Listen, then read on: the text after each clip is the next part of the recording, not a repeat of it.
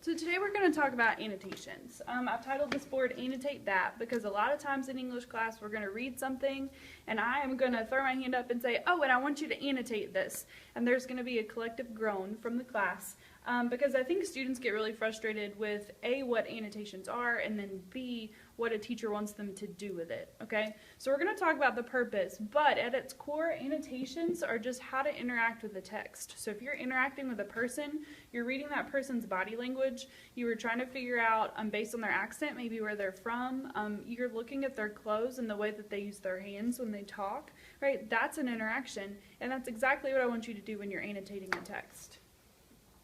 But since it's not a purpose or a person, we're going to have to sort of talk about how to do that.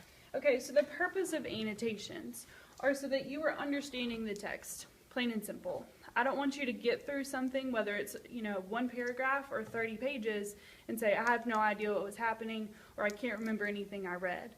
And so our second purpose is to track changes or progression in a text, okay? So if you're reading something and you feel like something is happening, the author is changing a character's motive, maybe there's a new point in this research paper that we're reading, or if we're reading an article, maybe there's a new statistic that we need to take note of. That's going to be something that sort of changes the direction of the text, just like a conversation. When you're talking to someone, maybe they start going in a different direction. You can tell that when you're listening to them.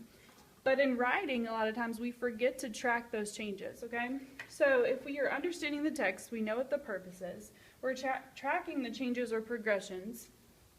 Then we'll be able to also understand what we do know and what we don't know. So we'll be able to identify areas of interest or concern.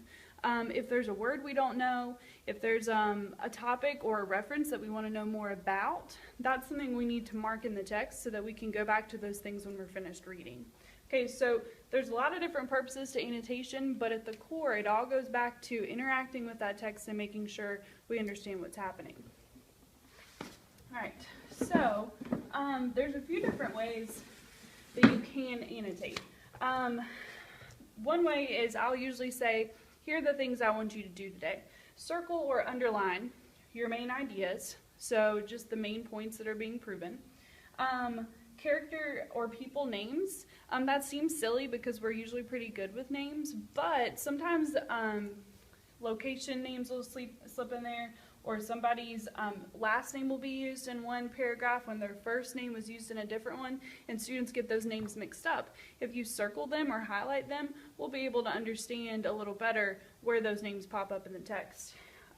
Vocab words. These could be things that you just really like. Some words are really cool sounding. Don't make fun of me because I'm a nerd. But also, sometimes there's words we don't know, and those words are imperative for us to understand the text. So we need to highlight, circle, underline, and do something so that we can go back in and look up the definition. And then we can also circle or underline important ideas or events, okay? So that kind of goes back to what we were talking about with tracking the changes or progression in the text. So the reason I said circle or underline, or you'll notice that I've said highlight, is that I can't tell you what's going to be best for you. You are going to be able to look at a paper and say, this is how it makes sense to me. For me, I like to underline and I like to highlight. Those are the two things that I do most. So you can kind of see I've given some examples. You may like squiggly lines, you may like circles, straight lines are fine, or you may like to box in your ideas. Okay, so when we're looking at a text, get that out of the way. I've sort of drawn out maybe a page of an article or a book, something we'd be looking at. You're going to circle or underline things, but I also want you to take notes in the margins, which I understand sounds like a lot, but this is English class. And again, if you're really interacting with something, you're going to do the most you can with it. So if we've got a text like this, one of the first things we may want to do as humans is react, okay? So are you surprised, confused, happy, sad? You can write those things down in the margins or use your emoticons, use some sort of mark, like a happy face, sad face, exclamation points, question marks, to remind you, I got confused here, I don't know what this is, right? Or I can't believe he said that to her, and put an exclamation point. That way, when we're talking about things in class, you'll be able to sort of glance back over the page and immediately pick up where you had that reaction. Another piece you may want to do with a bracket is to locate important passages. Okay, so if there is a character monologue or speech that you feel like is really significant and we want to talk about it, put it in a bracket. Don't just say, oh, I'll remember it's on page 47, because you won't, right?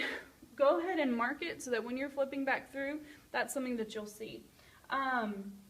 You also may want to jot a note down, like the author wants us to know X, Y, and Z. If it's an article about population growth and there's a cause, like one underlying cause that the author really is focused on, you may want to note that out in the margin just so that if you get to talking about it with someone, you can easily go back in and find that quote or passage.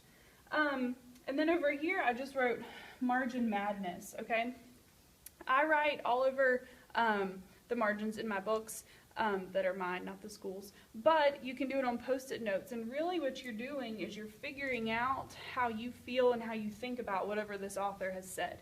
Okay, so that might be making a connection. Something that the author said makes you think of something else. You may want to track themes or character changes, so if there's a lesson that you feel like the author is trying to tell us, go ahead and jot that down. I think the author is saying that love conquers all, right? You may want to ask questions like, I don't understand why he doesn't use this statistic to prove that population growth is a problem. Or I don't understand why this character doesn't like this one anymore. Those weren't questions, but you could frame them that way. And then give an opinion.